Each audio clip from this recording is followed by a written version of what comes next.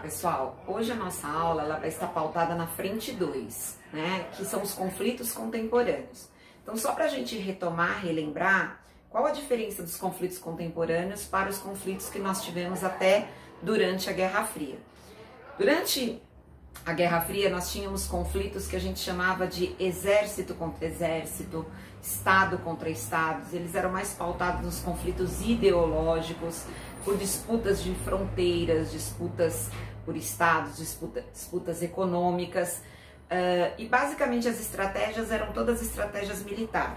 O alvo, basicamente, era o exército oponente. De 1990 para frente, que é onde é a base das nossas aulas, que são os conflitos contemporâneos, as categorias desses conflitos, eles mudam com o final da Guerra Fria.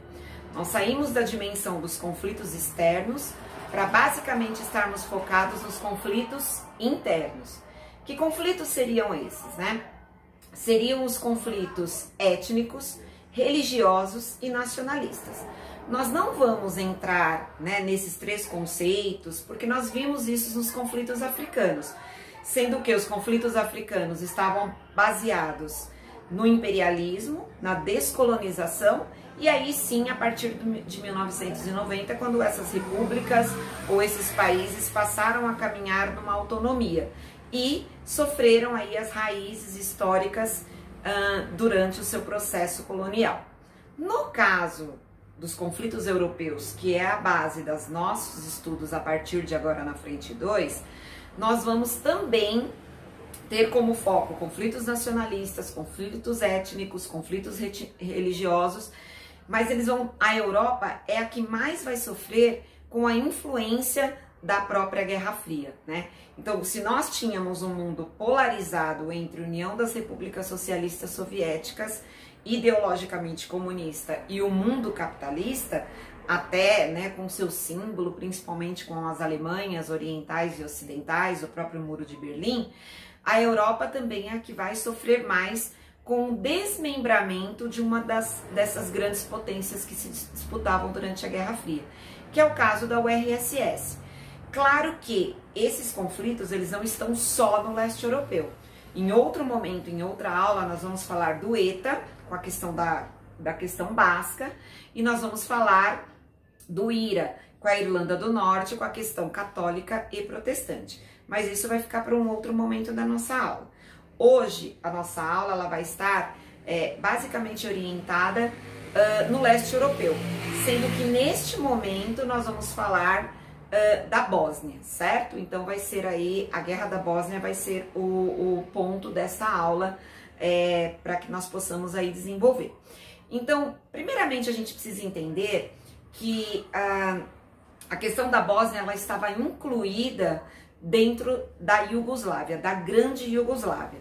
A Iugoslávia, ela se organizou de 1945 a 1991 como a grande Iugoslávia, que continha aí 6 grandes repúblicas. Então nós temos aqui a Eslovênia, a Croácia, a Bósnia, a Sérvia, Montenegro e Macedônia.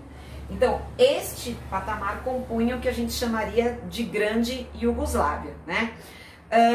Considerados eslavos, nós tínhamos os sérvios, né, que eram considerados eslavos, e os croatas, basicamente que se deslocaram para essa região do leste europeu, onde fica a Iugoslávia por tanto tempo, desde o século VI. E esse território foi tomado pelo Império Turco-Otomano a partir do século XII, né, com a expansão otomana, que começou lá com os califados no século VII e o Império Turco-Otomano no século XII.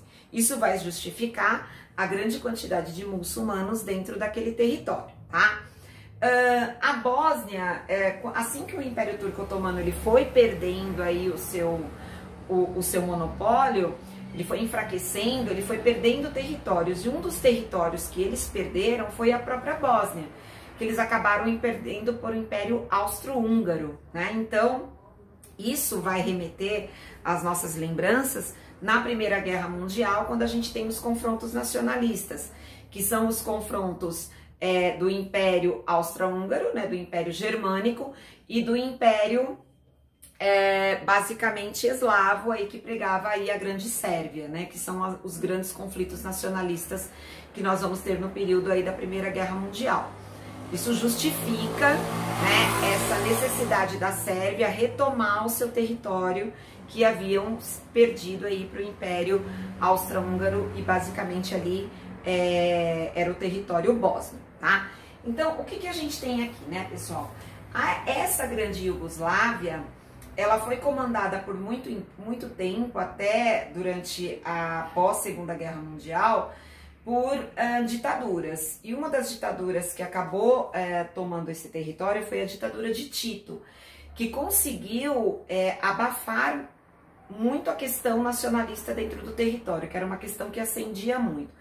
Com a ditadura, ele acabou implementando lá uma república muçulmana e ele governou até 1990, quando basicamente vai começar o processo de desintegração. Com a sua morte e com as crises do final da União Soviética, essas repúblicas passaram a reivindicar os seus territórios, o nacionalismo novamente, né? E isso vai explicar um dos grandes momentos que a gente vai ter aí dos conflitos, que é a desintegração em 1991, com basicamente a Guerra da Bósnia, que a gente pode colocar a Guerra da Bósnia como uma das mais sangrentas da história, só perdendo mesmo para a Segunda Guerra Mundial. Ela já é considerada aí pelo seu número de mortos, pelo número aí de extermínio que houve dentro desse território, tá? Então, para a gente entender, né, vamos entender lá a Guerra da Bósnia, a gente tem que entender, primeiramente, a composição étnica deste território. Então, a gente tem lá, dentro da Bósnia, a gente tinha 52% de muçulmanos bósnios. De onde vieram esses muçulmanos? Basicamente, da expansão do Império Turco-Otomano, né? Então, esse território você tem a conversão de muitas pessoas ao islamismo por conta aí do Império Turco-Otomano. Croatas católicos, né? Então, esses católicos, basicamente, eles são dissidentes lá da Idade Média, das próprias cruzadas, que eles atravessavam aquele território para chegar na parte oriental. Então, muitos dos católicos, 20% desses croatas católicos, são aí remanescentes aí do próprio católico romano da Idade Média. E 32% dos cristãos são cristãos ortodoxos, né? Então a gente tem muçulmanos bósnios, croatas católicos e cristãos ortodoxos, que seriam aqui basicamente sérvios, né?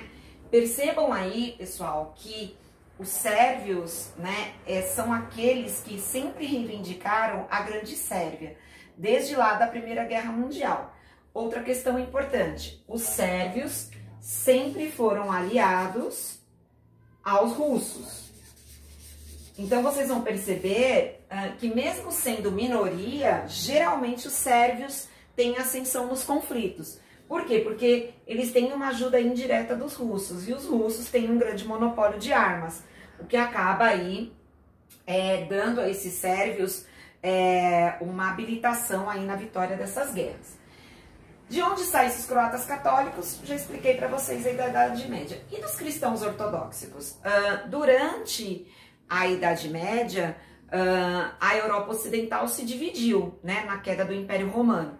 Então ficou o Império Romano do Ocidente, católico apostólico romano, e mais ali para o leste europeu, na parte ali oriental, ficou o Império Ortodoxo, o Império Católico Ortodoxo.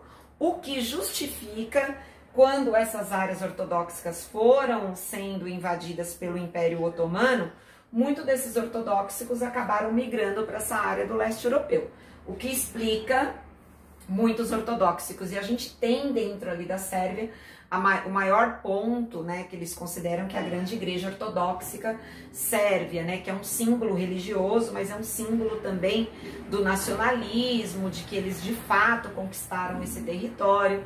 Então, essas questões explicam aí essas características. Vamos lá para a Guerra da Bósnia, né? Quando chega, pessoal, em 1990, que é o fim da Guerra Fria, que a República Soviética ela começa a se desmembrar, todas estas, Kosovo, a Croácia, todos esses países começam a conquistar a sua independência. No caso da Bósnia, foi um caso mais complexo justamente por essa composição étnica.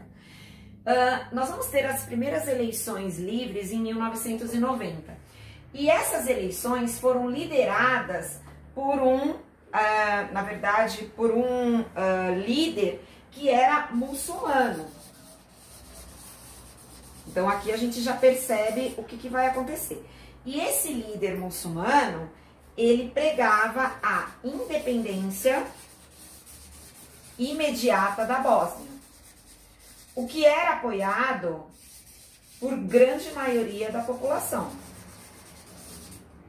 Então, 52% desses muçulmanos bósnios e 20% desses croatas católicos apoiavam a independência da Bósnia. E percebam que eles eram maioria, 52% de muçulmanos e 20% de croatas católicos. Qual era a questão? Quem não aceitava nem a liderança muçulmana e nem aceitava a independência da Bósnia eram os sérvios ortodoxos. Detalhe, eles eram minoria, 32%. Por que eles não aceitavam a independência? Porque eles tinham ainda em mente a formação do que seria a Grande Sérvia. Apoiado também pelos russos. Os russos também apoiavam a Sérvia, também apoiavam esse sentimento nacionalista de formação da Grande Sérvia. O que seria a Grande Sérvia? Seria a retomada da Grande Iugoslávia. Unir todos esses povos para formar o grande povo eslavo, o grande povo sérvio. O que não era aceito pelos bósnios e nem pelos croatas católicos. Bom, houve um plebiscito, a população foi às urnas para tentar resolver essa situação, se iam para a independência. O que acontece? Os sérvios boicotam esse plebiscito, né? Na verdade, esse plebiscito nem consegue ser legítimo por conta dos sérvios que não foram às urnas, que não votaram. E mais que isso, decidem, além de boicotar, ir à guerra. Qual o detalhe dessa guerra, pessoal? É uma guerra nacionalista, de defesa étnica, né? Então, os sérvios... E o que isso significa? Na cabeça dessas pessoas, quando eles entram num conceito nacionalista, os outros povos devem ser exterminados. Então, não é uma guerra militar, não é uma guerra contra um exército, na verdade, é uma guerra contra toda a etnia. Qualquer um que fosse bósnio ou qualquer um que fosse croata estaria na mira dos sérvios, deveria ser exterminado. Isso explica por que a gente tem o maior extermínio da história. Por quê? Porque os sérvios vão para essa limpeza étnica e percebam que eles são minoria. Ou seja, nós temos uma minoria massacrando a maioria de um território. Claro que para eles conseguirem toda essa força, eles tinham apoio dos russos, armamento russo para esse processo, e houve aí um dos maiores massacres da história, até visto mesmo como genocídio por conta do número de bósnios e croatas que foram exterminados durante essa guerra. Para que isso se consolidasse, para que o fim, né, da guerra ocorresse, pelo menos o fim do conflito, houve a necessidade da entrada da ONU. Detalhe, ONU, Estados Unidos e União Europeia apoiavam a independência da Bósnia, não apoiavam basicamente essa formação da Grande Sérvia. Até porque eles sabiam que se eles dessem essa força toda para a Sérvia, ela basicamente se uniria aos russos e mesmo com o fim da Guerra Fria, a Rússia conseguiria ter ainda controle sobre toda essa região. Lembrando que são regiões que daqui a pouquinho a gente vai estudar ali nos Balcãs, que envolvem dutos de petróleo, dutos de água e fronteiras com os países asiáticos, que são os maiores produtores de petróleo também. Isso conta porque que a Rússia teve um domínio muito grande, mesmo, né, com o fim da Guerra Fria, ela passa a ser uma carta tão importante durante todos os conflitos. Na próxima aula, a gente vai falar exatamente como se reorganizou a política da Bósnia, tá? Para que vocês entendam como esse processo aconteceu. Tudo bem, pessoal? Até a próxima!